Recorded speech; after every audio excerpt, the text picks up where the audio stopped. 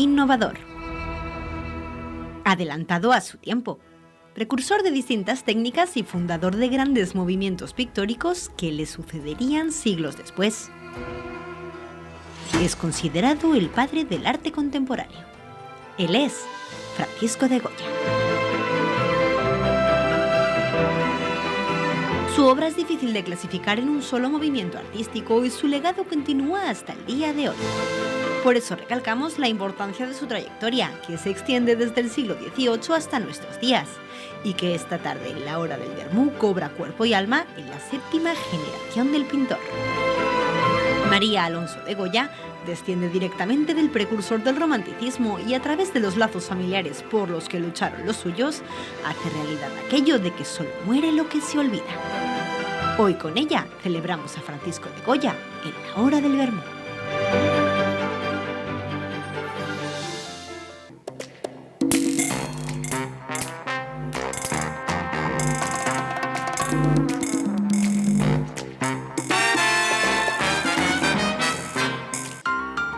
Bueno, hoy nuestro vermú está en un lugar bien diferente al que acostumbramos, en lugares, en bares, donde disfrutar de un vermú con nuestro invitado o nuestra invitada. En esta ocasión, María Alonso de Goya es nuestra invitada y de lujo. Y si me permites, nos acercamos a nuestro asiento. María, gracias por estar en este vermú. Nada, gracias a vosotros por invitarme. En este convento de San Joaquín y Santa Ana, en la iglesia concretamente, donde hay 3 magníficas obras de tu antepasado. Sí, del gran pintor de las Francisco pocas de Goya. o las únicas que hay en Castilla y León, yo creo. Sí, yo creo que apuntan los expertos a que son las únicas que hay en nuestra comunidad. Somos privilegiados. Somos privilegiados, María. Yo me siento privilegiada y quiero que te conozcan más los telespectadores, los seguidores del programa. Y entonces, esto que se dice, ¿no? Que perdonamos el bollo por el coscorrón.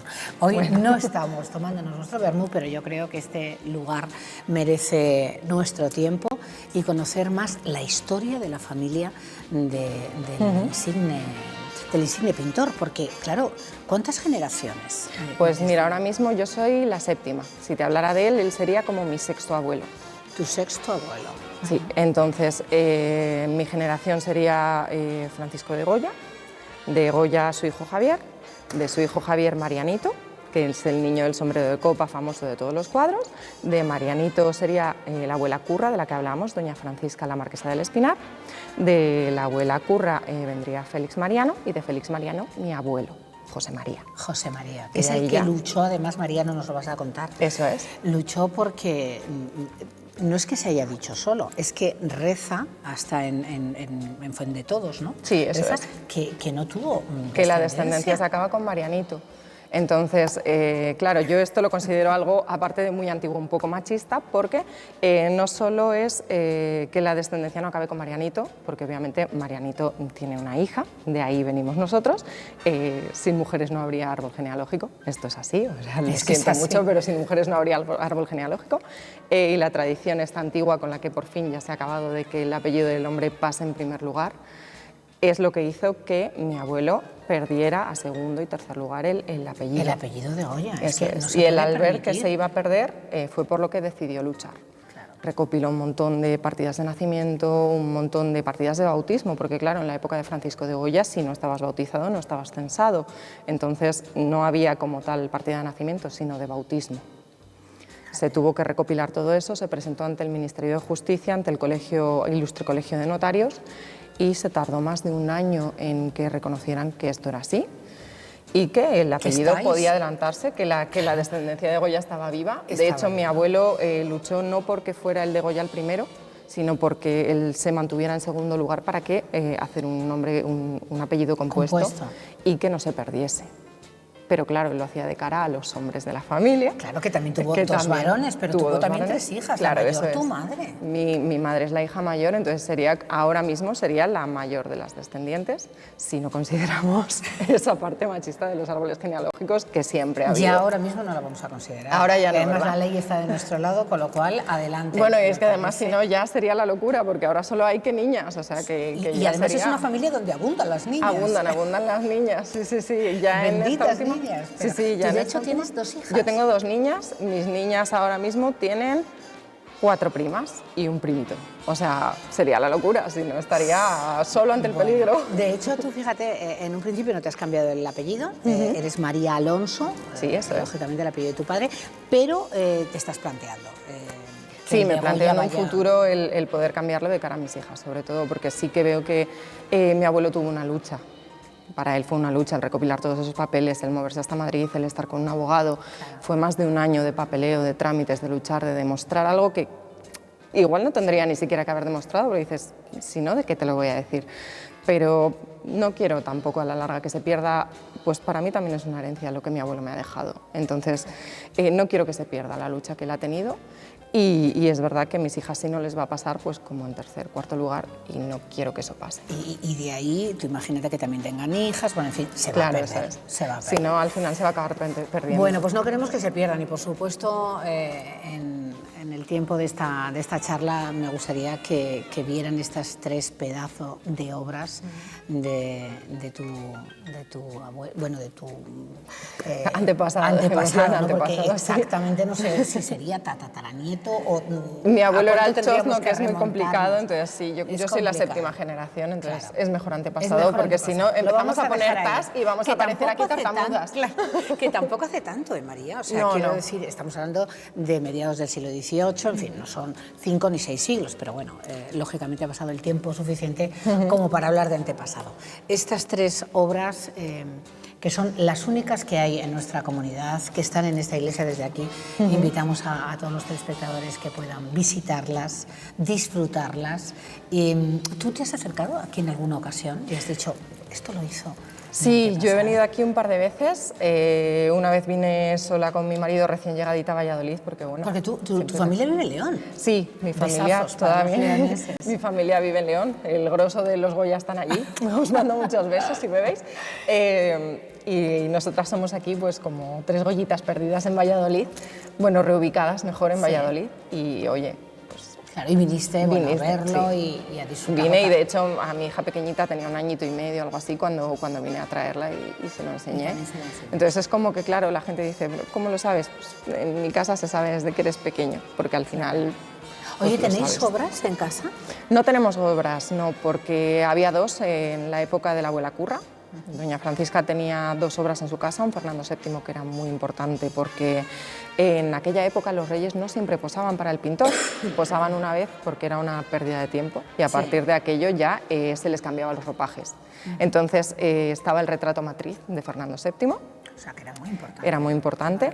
Se vendió en la Feria de Barcelona, lo vendieron en la Feria de Barcelona a la abuela Curra, pues, por las circunstancias que hubo en la familia, y había un retrato de Marianito que no es conocido, no era conocido por nadie, simplemente los amigos de la familia sabían que estaba en un sitio concreto de la casa y que durante una semana de vacaciones de la abuela Curra de repente desapareció, entraron en la casa, robaron y desapareció el cuadro.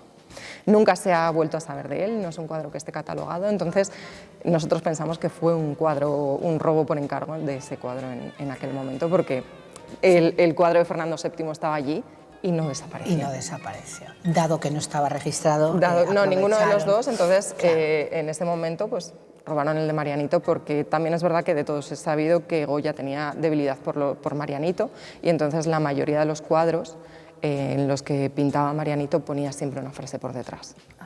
Entonces puede que eso le añadiera valor. Claro. O no se sabe, pero simplemente desapareció ese. De los 2 que había en la casa, desapareció ese. Oye, ¿hay muchos misterios en la familia de los Goya? Muchos misterios, bueno... Muchos secretos acallados que se han ido guardando, bueno... Pues yo creo que la abuela Francisca se guardó muchos más de los que nos contó, porque sí que era una señora muy discreta, con mucho genio. ¿Tú te acuerdas de...? Yo sé lo que me contó mi abuelo, claro. Sí, yo sé lo que me contó mi abuelo. De todas esas... Me contó algunas, entonces yo de la mayoría de las que me contó sí, porque mi abuelo era un señor que te contaba muchas cosas, te lo vivía mucho, y entonces le gustaba mucho el contártelo, precisamente era como los juglares, te lo contaba para que no se perdiera. Y él contaba mucho, por ejemplo, que la abuela Curra le decía que Francisco iba a pintar con un criado y le iluminaba con un farol. Y entonces, claro, a nosotros nos llamaba mucho la atención, ¿y por qué con un farol? ¿Y por qué era? Pues porque en aquella época solo se podía salir con faroles, Isidro era una persona muy allegada a la familia, era un criado muy querido, y entonces le iluminaba y le alumbraba porque a él le gustaba pintar a carboncillo por las noches, tomar sus anotaciones y demás, y de ahí ella contaba que los rostros de muchos de los cuadros, por ejemplo, de la época de la guerra, por eso tenían esas facciones, porque con la luz del farol y de los faroles que alumbraban la escena y demás, pues eran peor todavía, era como el horror se notaba en las caras y con la luz del farol se acrecentaba. Y entonces, claro, él pintaba, hacía los bocetos, Isidro y él corrían otra vez para casa para que no les vieran, pues claro, en situaciones en las que tú imagínate en los fusilamientos, estar él escondidito con el farol y que le vieran allí era como, peligrosísimo. Claro. Entonces, sí. Oye, fíjate, me han apuntado que este cuadro bajo el que estamos, las caras corresponden al padre, San José sería el padre, el rostro del padre, que también se llamaba José, de Goya, la Virgen María sería su madre y él mismo dicen que es el único autorretrato de cuerpo entero de Francisco de Goya, ¿no? Esa figura. Se ha hablado mucho Jesús. de ello porque precisamente este es uno de los cuadros que pintó al poquito de fallecer su padre y estaba muy unido a él. Entonces, como que era su homenaje a su padre, porque al final la carrera de Francisco viene muy ligada a su padre. Él empezó a pintar para aquella época. Era en un momento muy difícil y era muy mayor. Claro. Él empezó a pintar con 13 años, entonces en aquel momento era impensable, ya iba como 10 años tarde, como Dios mío, les tenías que dar unas ceras y ya era mayor. En aquella época empezaban a pintar con 6, 7 años, él empezó con 13. Y entonces, que ahora nos parecería un portento, ¿eh? Claro, ahora nos parecería espectacular, sin embargo para aquella época era muy mayor para empezar a pintar. Y en honor a su padre, que fue el que le ayudó, le tiró para adelante, ¿no? Le dijo, si es para esto lo que quieres, si esto es lo que te gusta, adelante. De hecho, fue su padre el que le ayudó a llegar a ser, con 13 años, el aprendiz de José Luzán, que fue donde él empezó a formarse en la pintura. Entonces, como que es un homenaje a su padre. Y su madre también está, ¿eh? El rostro de su madre también en otros cuadros. Es decir, que era algo o recurrente o que tu antepasado hacía, ¿no? Él valoraba mucho el tema familiar. De hecho, es algo que nosotros yo creo que tenemos hoy todavía. Valoramos mucho a la familia. Somos muy piña, además somos muy, en ese sentido, muy leones. Somos muy... No me toques a los míos porque mal. Porque rujo. Sí. O sea, era un cabeza de familia en el caso de... Sí, de hecho, la abuela Francisca siempre lo decía, que era un hombre con un genio extraordinario para la pintura, con un carácter muy fuerte, sí, por desgracia, sí. Por desgracia, sí, era genio y figura, tenía muchísimo carácter y a nosotros nos llamaba la atención que ella decía que tenía mucho genio, que tenía mucho carácter, pero que al llegar a casa cogía el carácter y hacía el bolsillo, bueno, o sea, era, y hasta aquí. Era tierno y era... Y en casa no tenía absolutamente nada que ver. Sí, ella siempre lo contaba. Oye, ¿y talento pictórico? ¿Alguno de sus descendientes? Mi hermano, en su caso, estudió por Bellas Artes y, oye, se le da muy bien, pero no es el mismo estilo pictórico. Sí que es verdad que a lo mejor se nos dan mejor otras artes. Claro, porque pictórico sí que algún primo de los que viven en La Coruña sí que ha sido pintor, se le ha dado muy bien, ha tenido unas obras muy buenas. Que sí que ha... En Coruña sí que ha habido y ahora mismo pues nosotros ya no. Ya nos hemos ido por otras ramas. Otras disciplinas. Sí.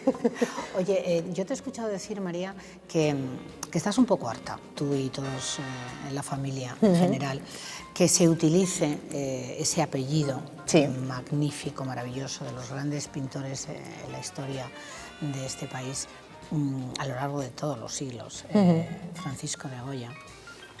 Pero que se utilice el apellido, entiéndaseme, que no se cuente con vosotros y sí con la herencia de ese apellido, con la fama, con el boato, con lo que puede atraer, con lo que económicamente reporta un beneficio. Eso es, sí.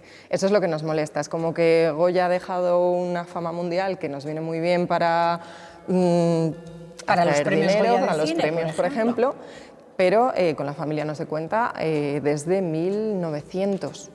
A la familia, para lo único a lo que se le ha tenido en cuenta desde 1900 fue para traer los restos mortales de Francisco de Goya desde Burdeos hasta España.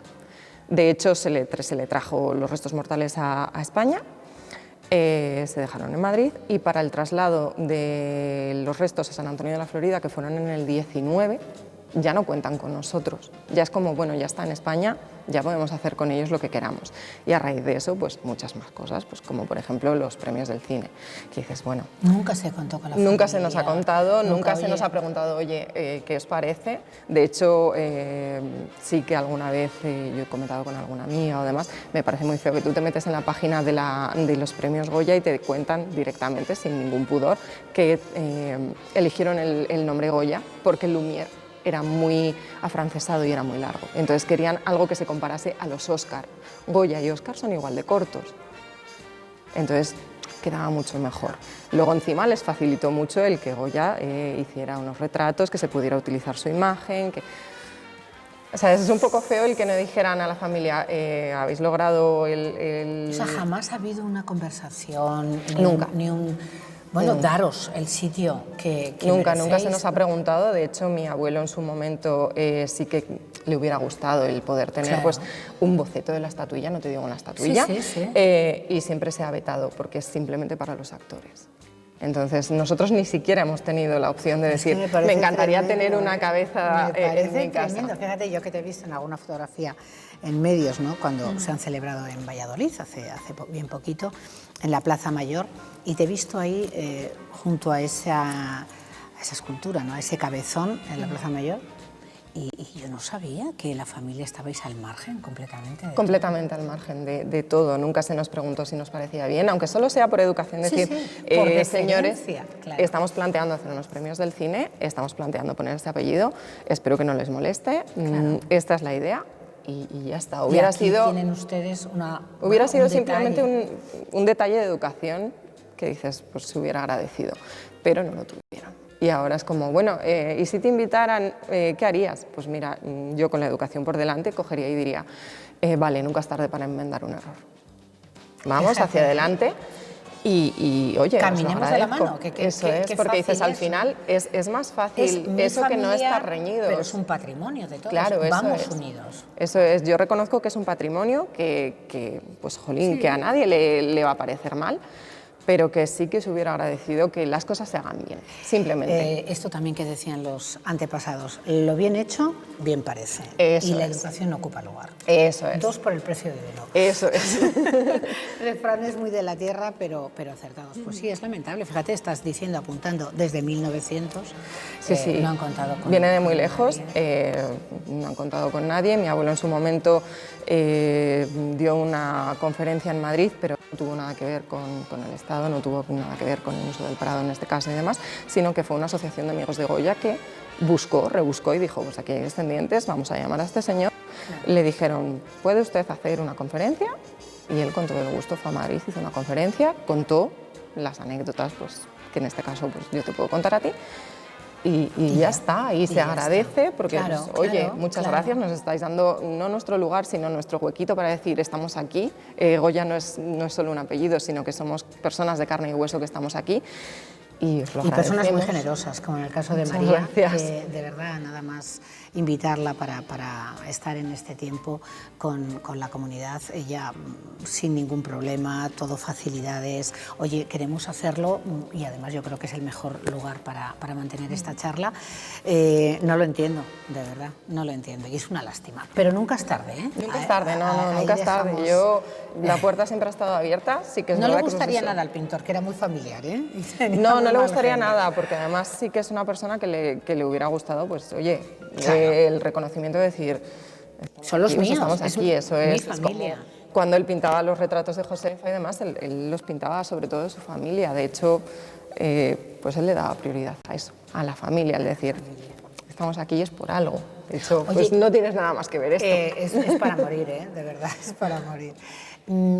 Alzamos la cabeza y dices, madre mía, pero ¿alguien puede pintar así? Pues sí.